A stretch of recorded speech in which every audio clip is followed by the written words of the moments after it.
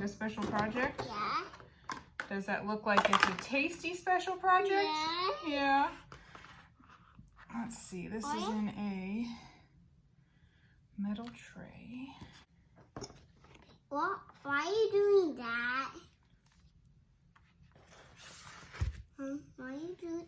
We're experimenting here. All right. Let's point this down here. Yeah, it's done. Now, it's really hard. It is really hard because I froze it already. What?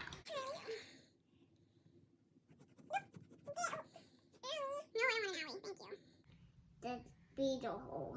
I will be careful, thank you. That's you.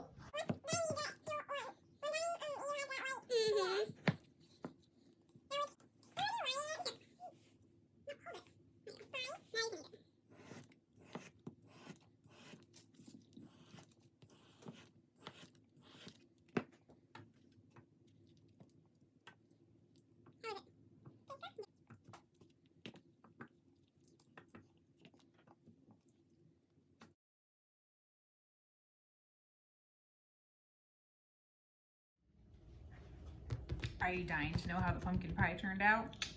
So I've got some pieces here. I cut them up in pretty small squares. They are 1 by maybe 2 and then maybe a 1/2 inch thick. So the size didn't really change much at all. They're quite hard. Quite hard. There we go. Yeah, you can see it's still just a dense pumpkin pie there inside. They're a little bit hard to chew at first, but the crunch is so good. And still the pumpkin pie flavor. Honestly, I still prefer a fresh pumpkin pie over the freeze-dried pumpkin pie. But that's super fun flavor. Again, it's a novelty thing. I think mostly I did crush some of them up and throw them on some vanilla ice cream the other night, and that was pretty good. I probably, if I do it again, will crush them up a little bit smaller because they don't rehydrate super fast, so there were still some bigger chunks in there that I had to crunch through. I like a little bit of crunch, but some of the bigger crunches are still, the first couple bites are a hard crunch. So anyways, the pumpkin pie I'd say did great in the freeze dryer. It's just a matter of figuring out how you wanted to do it or use it, or if you just want it for a fun novelty thing. Oh, where did my thought train go? I was on one and then I fell off. What might be better is, I don't know, one of the things is the crust on the pumpkin pie, since that's gonna obviously have a lot more fat content in it. If maybe just freeze drying the pumpkin custard without the crust would be any better. The pumpkin custard part of it is definitely the crunchier part than the crust.